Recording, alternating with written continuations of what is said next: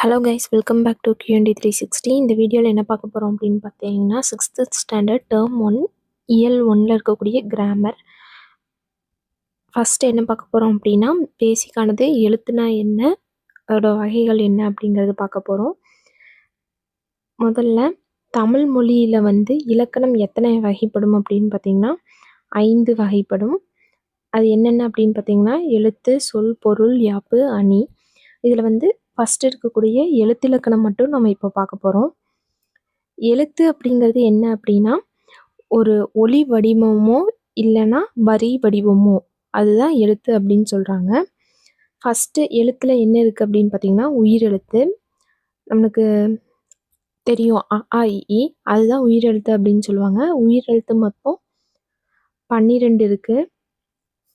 உயிருக்கு முதன்மையானது காற்று.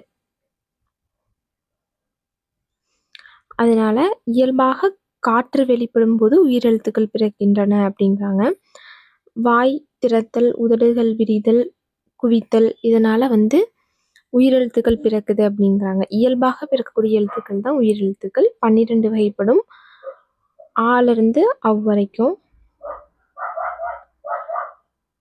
உயிரெழுத்தே 2 வகைப்படும். அது என்ன அப்படின்னு பார்த்தீங்கன்னா, குரில், நெடில். குரில் எழுத்துக்கள் மொத்தம் 5, நெடில் பார்த்தீங்கன்னா 7, மொத்தம் 12 இருக்கும். ஆ இ உ ஏ ஓ இதெல்லாம் குறுகிய ஓசையுடைய எழுத்துக்கள், அதனால இது குரிலும்பாங்க. ஆ இ உ ஏ ஐ ஓ ஓ அதெல்லாம் நெடில் சவுண்டு, அதனால அது நெடில் எழுத்துக்கள் அப்படின்னு சொல்லுவாங்க. இங்கே கொடுத்துருக்காங்க பாருங்க, ஆ இ உ ஏ ஓ குரில், இதெல்லாம் குரில் 5. நெடில் பார்த்தீங்கன்னா 7, பேலன்ஸ் இருக்கிறதெல்லாம். நெக்ஸ்ட் எழுத்துக்கள் உச்சரிக்க எடுத்துக்கொள்ளும் கால அளவு கொண்டே குரில் நெடில் பிறக்கின்றன. அது சவுண்டு ப்ரொனன்சியேஷனுக்கு எவ்வளோ சவுண்டு தேவைப்படுதோ அதை வச்சு தான் குரில் நெடில் அப்படின்னு சொல்கிறாங்க. மாத்திரை இப்போ நம்ம கண்டுபிடிக்க போகிறோம். மாத்திரை அப்படிங்கிறது ஒன்றுமே இல்லை, ஒரு அந்த லெட்டர் ப்ரொனவுன்ஸ் பண்ணுறதுக்கு எவ்வளோ டைம் ஆகுதோ அதான் மாத்திரை அப்படிம்பாங்க. அந்த கால்குலேஷன் எப்படி அப்படின்னு பார்த்தீங்கன்னா, ஒரு டைம் கண்ணை நம்ம சிமிட்டிகிட்டே எடுக்கிறது, இல்லைன்னா ஒரு சொடக்கு போடுறது, இந்த டியூரேஷன் தான் ஒரு மாத்திரை அப்படின்னு சொல்லுவாங்க. குரிலுக்கு எத்தனை மாத்திரை அப்படின்னு பார்த்தீங்கன்னா 1 மாத்திரை, நெடிலுக்கு 2 மாத்திரை. அடுத்தது மெய்யெழுத்துக்கள், இக்கு இங்கு அந்த இருக்குல்ல, அதுதான் மெய்யெழுத்துக்கள். இது மொத்தம் 18. மெய் அப்படின்னா உடல் என்று பொருள், உடம்பு. மெய்யெழுத்துக்களை ஒலிக்க உடல் இயக்கத்தின் பங்கு இன்றியமையாதது.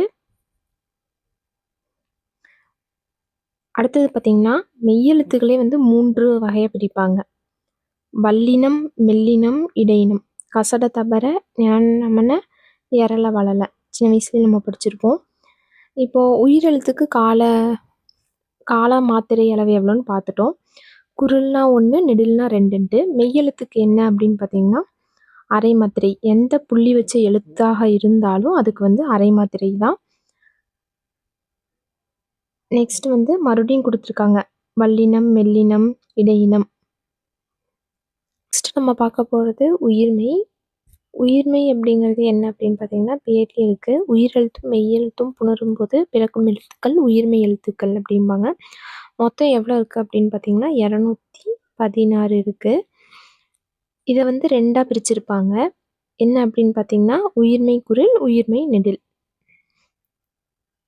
அடுத்தது ஆயுத எழுத்து. ஆயுத எழுத்துனா நம்மளுக்கு தெரியும் அக்.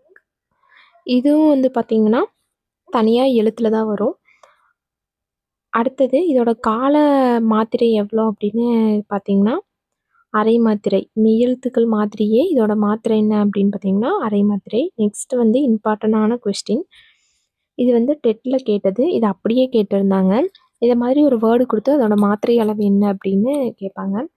ஃபஸ்ட்டு கா. கா குரிலா நெடிலா? குரில். ஏன்னா இக்கு குட்டல் ஆ, இதில் இதை தான் பார்க்கணும், உயிரெழுத்தோட தான் பார்க்கணும். இது குரில், அதனால இதோட மாத்திரை என்ன 1 போட்டிருக்காங்க. அடுத்தது இ.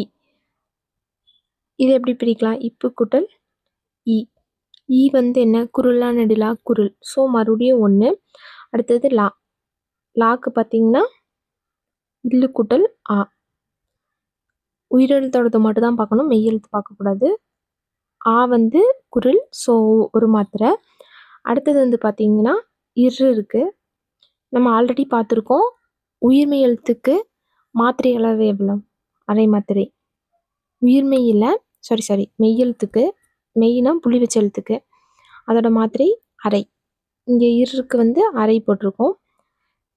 நெக்ஸ்ட் என்ன பண்ணணும் அப்படின்னு பார்த்தீங்கன்னா, இது எல்லாத்தையுமே ஆட் பண்ணி போட்டிங்கன்னா உங்களுக்கு வந்து 3 கிடைக்கும். இதுதான் இதோட மாத்திரை அளவு. இப்போ சப்போஸ் காலம் அப்படின்னு இருக்குன்னா இதோட மாத்திரை அளவு எப்படி கண்டுபிடிக்கிறதுன்னு பார்க்கலாம். கா இக்கு கூட்டல் ஆ. ஆ. ஆ வந்து நெடில், ஸோ அதனால் 2 மாத்திரை. அப்புறம் லா. லாவை எப்படி பிரிப்பீங்க?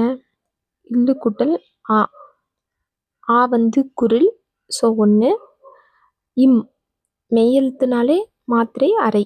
ஸோ இதோட கால மாத்திரை எவ்வளோ வரும் அப்படின்னு பார்த்தீங்கன்னா 3.